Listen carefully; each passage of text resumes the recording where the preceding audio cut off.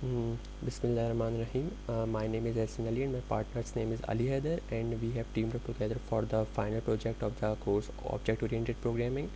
And in this video I will be demonstrating my progress so far in the game, and Ali will be making separate videos in which he will be explaining the classes that he has implemented. So the game we have designed is basically similar in theme to the Street Fighter, which is an arcade fighting game from the 90s. The reason why we use the game as a reference is because of the assets that were easily available on the internet from that game. For example, the moves, the spreadsheets, the backgrounds, and the sounds of that game. So, so I will start off by demonstrating the actual progress of the game so far, and then I will explain the coding and the classes that are involved within it. So let me start off by starting the game.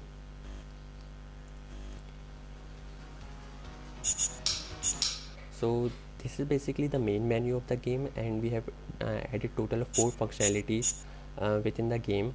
And this exit button will lead the user to this exit screen. This button will exit the game, and this button will prompt the user back to the main menu, as you can see. Similarly, for the sound button, I will now demonstrate the sound functionalities.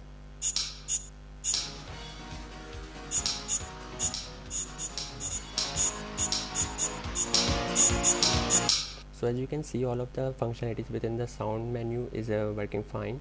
Similarly, for the difficulty screen, we have added total of 3 difficulty levels, and the easiest, the medium, and the hardest. So the reason why we decided to go with this graphical interface is to make the menu more interactive. And finally, the new game button. New game button will lead the user to selecting the neighborhood screen. In this screen, we have total of have 16 arenas. Each of them has been implemented separately in reference to their spreadsheets. So I will demonstrate one of the screen for now. So selecting the neighborhood screen will lead the user to select player screen. For the player, we have added total of 10 players, as you can see here. So each of the players have separate moves, separate special moves, and sort of separate set of instructions and the inputs. So let me test one of the user for now. Selecting the player select screen will lead to the important instructions, which are the do's and don'ts of the games, to tell the user what he or she should do within the game or should not do, and the other information that are relevant to the game are basically put into this important instruction menu.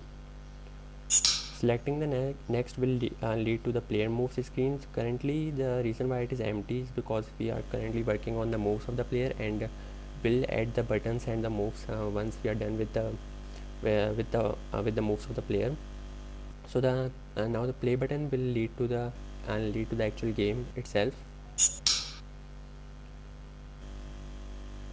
So this is basically the opposition screen that is followed by the actual game, as you can see.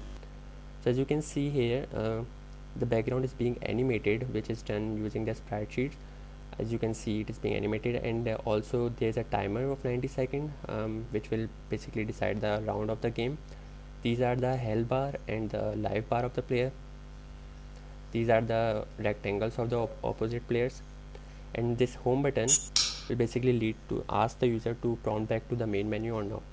Selecting no will resume the game, as you can see, and similarly selecting yes will lead the user to the main menu, as you can see here. So I will demonstrate one more map also, then I will move on to explaining the classes and the coding behind it. So let me select this air temple map.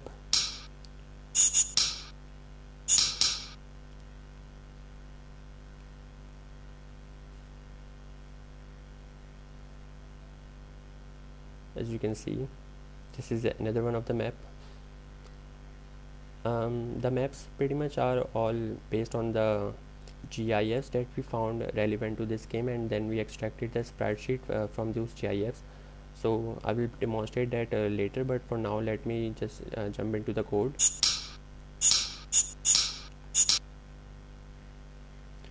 So I will start off by this play music class. As you can see, so all the sound that you heard in the game, the background music, uh, the hover sound, the click sound, the in-game sound, although I paused it, but there was an in-game sound.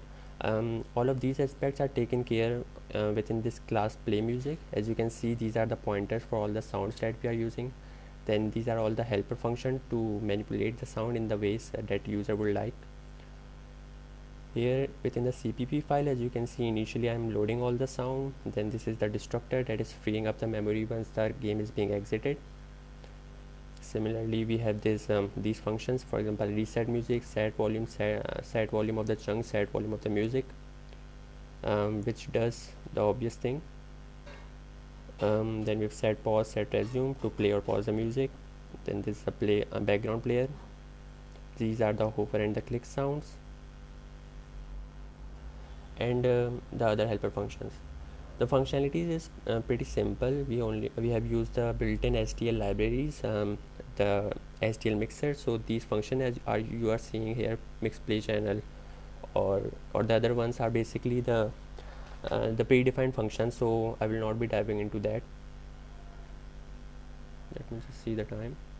Alright.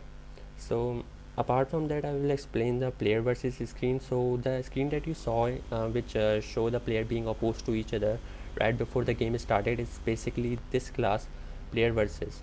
As you can see, we have the rectangles for both the players and the frames for both the players, and these are the some of the functions that I will explain separately.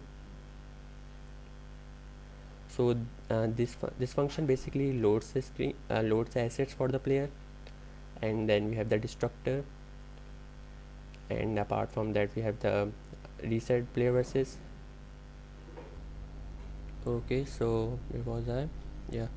So the reset player, what these functions do is basically they will set the conditions of the screen to the initial state. For example, as you can see, the frames and the delay, all of them will be reset to 0. Then we have the player rectangles, which basically decide which players to load on the opposition screen. Then this is the draw opponent function, which will basically draw the players, animated player that you are seeing on that screen. So that is pretty much it for the player versus class. So this player update class is basically we are still working on, and we will demonstrate it in the last week probably. And these classes, player select, map select, and main menu will be explained to you by Ali.